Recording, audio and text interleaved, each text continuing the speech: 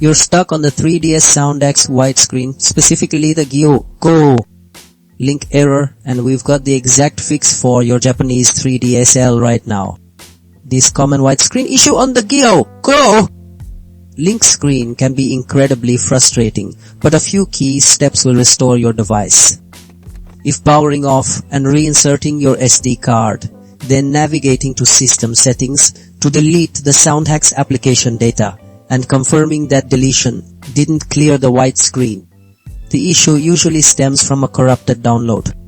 This brings us to method 2, where you power on your 3DSLL, re-download the Soundhax application from the eShop, search for it, download and install, then launch Soundhax to check for the fix.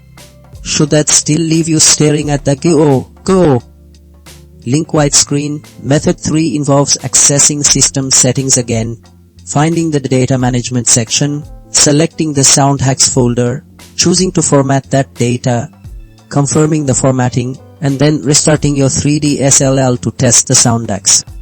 Finally, if none of those resolve the Japanese 3DS Soundhax White Screen, method 4 ensures you have the correct region files, verify Soundhax compatibility, reapply the exploit, reboot the console, launch Go link and confirm no white screen appears before enjoying your 3DSLL.